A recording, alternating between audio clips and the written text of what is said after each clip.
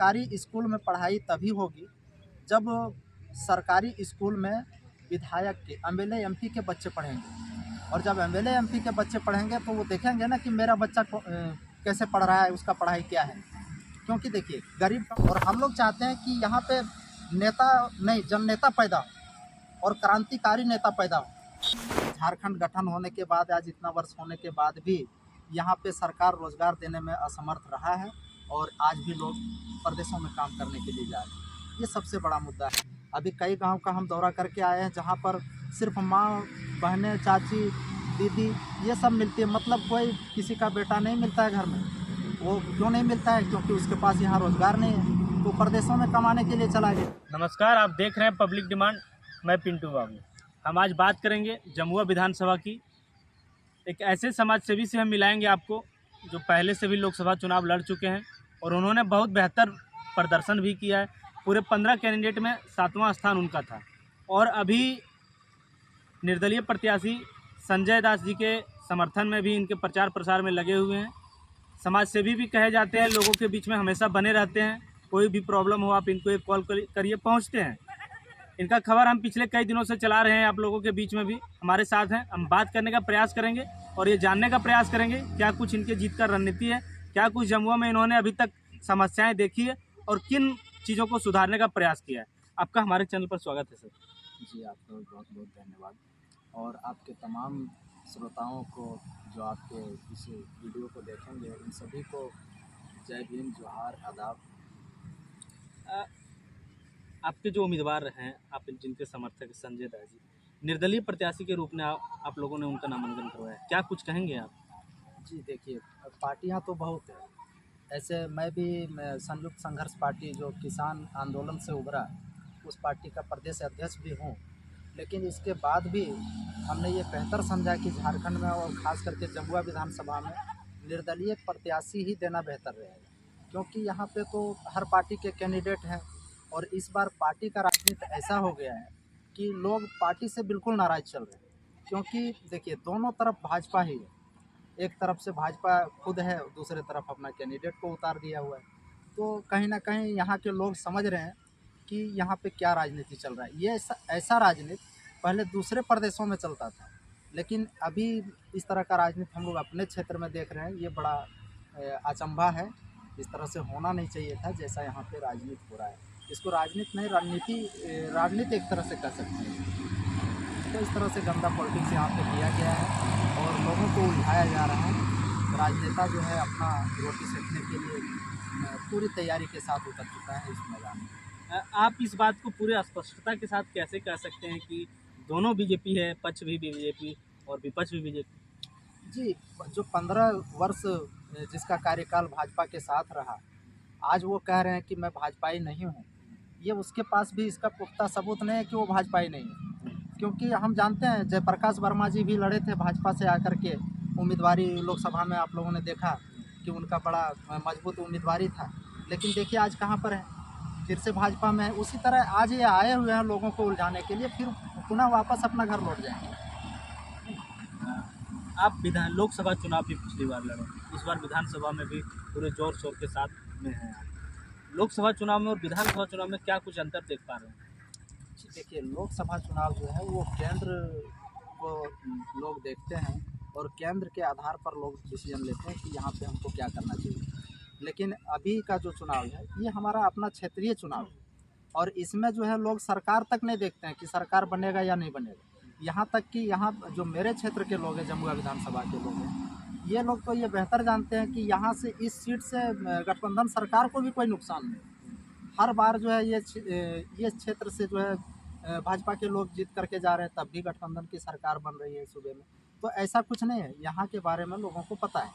तो यहाँ क्षेत्र का जो उम्मीदवारी जो बेहतर उम्मीदवार हो, लोग उनको चुनने का प्रयास करेंगे। आप बार बार सरकार, गठबंधन सरकार को बोल रहे हैं, लेकिन क्या आप देख रहे हैं कि उनकी कई योजनाएं धरातल स्तर पर दिख रही है? मैया सम्मान योजना है, अबुआ आवास है, सावित्रीबाई फुले योजना है और भी कई तरह की लगातार योजनाएं दिख रही है। इन सब लोग को योजनाओं को लेकर क्या विचार रखते हैं? देखिए योजना जो भी सरकार की बनती है वो आम लोगों के लिए बनती है और आम आवाम को इससे फ़ायदा है। योजना को मैं गलत नहीं बता सकता हूँ कि ये योजना गलत है। लेकिन योजना देने का जो समय है इसको भी देखना पड़ेगा कि ये योजना जो दिया जा रहा है कैसे समय में दिया जा रहा है, लोगों को देने का क्या रुझान है सरकार का, वो क्या चाहती है इसके बदले, इसको भी लोग देख रहे हैं। और दूसरी बात है कि यहाँ पे जो गठबंधन जब हुआ, जब कैंडिडेट दिए, तो यहाँ पे जो क्षेत्र में रहने वाले जो नेता थे, जो जिन्होंने क्षेत्र में काम किया, कई वर्षों से काम किया, लगातार मेहनत किया पार्टी के लिए, ऐसे लोगों को नहीं देकर डायरेक्ट एक भाजपाई को उतार देना गठबंधन से, ये जो है सरकार को कहीं ना कहीं इसका कमी नज़र आएगा 23 तारीख को। आप लोग किन जन मुद्दों के साथ जमुआ विधानसभा फतेह करने की तैयारी की है? देखिए, हम लोग जब क्षेत्र में जा रहे हैं तो हम लोग एक समस्या, जो सबसे बड़ा समस्या जो देख रहे हैं, कहीं ना कहीं उसका जिम्मेवार शिक्षा है। अगर शिक्षा होती और शिक्षा के बाद अगर सरकार का नज़र उस पर होता और जॉब देते, तो शायद आज वो बेटे घर में होते जो प्रदेश में हैं। अभी कई गांव का हम दौरा करके आए हैं जहां पर सिर्फ माँ, बहनें, चाची, दीदी ये सब मिलती है, मतलब कोई किसी का बेटा नहीं मिलता है घर में। वो क्यों नहीं मिलता है? क्योंकि उसके पास यहाँ रोज़गार नहीं है, तो प्रदेशों में कमाने के लिए चला गया। तो ये सबसे बड़ा मुद्दा है कि आज भी लोग झारखंड में सारा चीज़ होने के बाद भी, झारखंड गठन होने के बाद, आज इतना वर्ष होने के बाद भी यहाँ पे सरकार रोज़गार देने में असमर्थ रहा है और आज भी लोग प्रदेशों में काम करने के लिए जा रहे हैं। ये सबसे बड़ा मुद्दा है। और शिक्षा, स्वास्थ्य के साथ बेरोज़गारी को हटाना, ये सबसे बड़ा मुद्दा होगा और इस पर हम लोग जो है बड़ी मजबूती से काम करने का तैयार है हम लोग। केंद्र में सरकार बनी हो या फिर राज्य में, दोनों सरकार शिक्षा, स्वास्थ्य और रोजगार पर ही राजनीतिक आज तक करते आ रही है और इन्हीं पर लोग वोटिंग भी कर रहे हैं। आपके पास क्या इन सब चीज़ों को बेहतर करने का कोई बैकअप प्लान है? जी देखिए, बेहतर करने का हम लोगों के पास प्लान है। सरकार चाहती है कि शिक्षा को हम मजबूत करें। वो स्कूल में किताबें देते हैं, छात्रवृत्ति मिल रहा है बच्चों को, लेकिन फिर भी नहीं, खाना भी मिल रहा है फिर भी नहीं, शिक्षा मजबूत कैसे होगा? जब देखिए, एक बात बताते हैं, सबसे बड़ी बात, जब हम लोग पढ़ाई करते थे तो सिलेट में पढ़ते थे, पेंसिल से लिखते थे। आज सारा सुविधा बढ़ने के बाद आज स्कूल में लिख दिया जाता है, वो दीवार में छाप दिया गया है, पूरा लिखा हुआ है, क ख से पूरा ज्ञ तक, या पूरा, ये पूरा जो है सब लिखा हुआ है, पूरा पहाड़ा लिख दिया गया है दीवारों में पेंटर द्वारा। तो वो बच्चे क्या करेंगे? घर में मेहनत करेंगे क्या? स्कूल में मास्टर बोलेंगे क्या है पहाड़ा लिखो, वो वहाँ देखेंगे लिख देंगे, ये लिखो, वो वहाँ बोर्ड में देखेंगे लिख देंगे।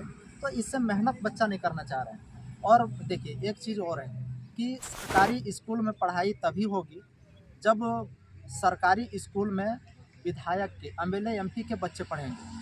और जब एमएलए एमपी के बच्चे पढ़ेंगे तो वो देखेंगे ना कि मेरा बच्चा कैसे पढ़ रहा है, उसका पढ़ाई क्या है।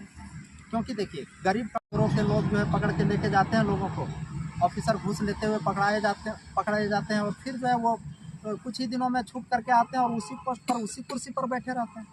तो ये समस्या है। तो करप्शन इतना बड़ा हुआ है कि कहीं से कोई तरह का ये नहीं लगता है कि कंप्लेंट से इसमें सुधार हो सकता है। तो शिक्षा जो है पहले सामान्य करना होगा। यहाँ पे एमएलए एमपी का भी बच्चा पढ़े सरकारी स्कूलों में, ताकि वहाँ पे गरीब के बच्चा को भी पढ़ाया जाए। जब सरकारी स्कूलों में एमएलए एमपी के बच्चा पढ़ेंगे तो वो अपना ध्यान देंगे, शिक्षकों को मजबूती से टाइट रखेंगे कि नहीं पढ़ाना है, ये करना है, वो करना है। तो उस तरह से जो है पढ़ाई का, शिक्षा में जो है बदलाव हो सकता है। यहाँ की जमुआ में आप क्या कुछ समस्या देख पा रहे हैं? देखिए, जमुआ में जो समस्या है, आज बता रहे हैं कि सबसे बड़ा समस्या क्या है कि क्षेत्र हमारा आरक्षित है, कई वर्षों से आरक्षित है, कई एमएलए बने, लेकिन आज भी जिसके लिए आरक्षित किया गया वो देखिए कितना नीचे, जिसके लिए आरक्षित किया गया, एससी सीट रिजर्व किया गया, आज एससी कैटेगरी के लोगों को देखिए, आज उसके घर जाने के लिए रास्ता है क्या? रोड नहीं है घर जाने के लिए। वो लोग का गांव जहां पे बसा हुआ है वहां से निकलने का रास्ता नहीं है। आज तक किसी विधायक ने पूछा क्या कि यहाँ पे रास्ता कैसे बनेगा, किससे बात करनी पड़ेगी, किस तरह से बन सकता है रास्ता?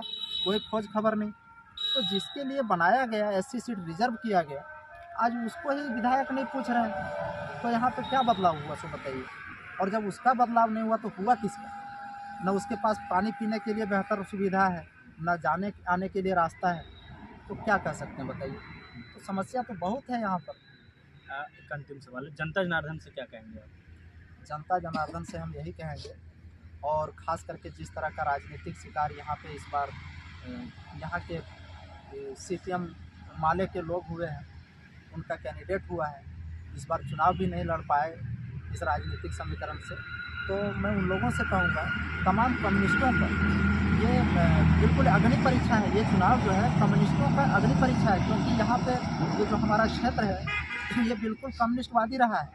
यहाँ पे कम्युनिस्टों के क्रांतिकारी से और बेहतर कार्य से, उन लोगों के प्रयास से धरतीपुत्र बलदेव हजरा जैसे नेता यहाँ पर पैदा हुए, जिन्होंने बिहार की उस टाइम जो है विधानसभा में मजबूती से अपना बात रखते थे।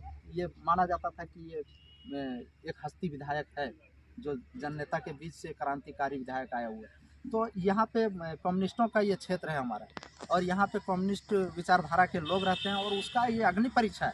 क्योंकि इस बार जो है उसका लड़ाई क्या है कि सामंतवाद और पूंजीवाद से लड़ना, और इस बार जो यहाँ पे लड़ाई जो है वो बिल्कुल उसी के तरफ जाता दिख रहा है। इसलिए यहाँ पे तमाम कम्युनिस्टों का एक अग्नि परीक्षा है। अब देखना हम लोगों को ये दिलचस्प होगा कि वो लोग अब क्या करते हैं, सामंतवाद का साथ देते हैं, पूंजीवाद का साथ देते हैं, कि संजय दास को साथ देते हैं, निर्दलीय प्रत्याशी को। क्योंकि संजय दास निर्दलीय प्रत्याशी ये बिल्कुल जो है कम्युनिस्टों की विचारधारा से आए हुए, और हम लोगों का वही विचारधारा है। और हम लोग चाहते हैं कि यहाँ पे नेता नहीं, जननेता पैदा हो और क्रांतिकारी नेता पैदा हो, और उसी के सोच के साथ हम लोग आगे बढ़ रहे हैं, उसी के मिशन को लेकर के आगे बढ़ रहे हैं। इसलिए हम निवेदन भी क्या करेंगे कि तमाम कम्युनिस्ट विचारधारा के लोग जो हैं वो बिल्कुल संजय दास को आप लोग वोट करिए और वोट दिलाने की अपील करिए। यहाँ तक कि देखिए अभी कांग्रेस पार्टी के जो लोग हैं, यहाँ पे जो यहाँ का जो ग्राउंड रिपोर्ट है ये है कि यहाँ पे कांग्रेस के कार्यकर्ताओं ने, उसके नेताओं ने बेहतर काम नहीं किया, जिस कारण पूरे गिरिडीह जिला में एक भी सीट कांग्रेस को नहीं दिया गया। ये सोचने वाली बात है। तो मैं उन नेताओं को कहूँगा कि अगर आपने पार्टी के प्रति वफादारी निभाया है, अगर बेहतर काम किया है, इसके बाद भी आप लोगों के काम को सराहा नहीं गया, तो आप जो है उस पार्टी में क्यों बने हुए हैं?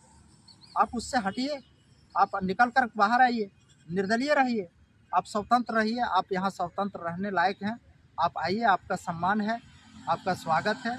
आप संजय भाई को मदद करिए, एक निर्दलीय प्रत्याशी के हक में आप लोग काम करिए, वोट दिलाइए, मजबूत करिए। यहाँ का जब संजय भाई अगर मजबूत होंगे तो यहाँ एक जननेता का विचारधारा मजबूत होगा, और हम लोग मजबूती से आगे बढ़ पाएंगे। जी धन्यवाद। आप सुन रहे थे शहादत अंसारी जी को। क्या कुछ कहेंगे इनके विचारों को लेकर, हमें कमेंट सेक्शन में बताइए। मिलते हैं नए वीडियो में। जनता जनार्दन।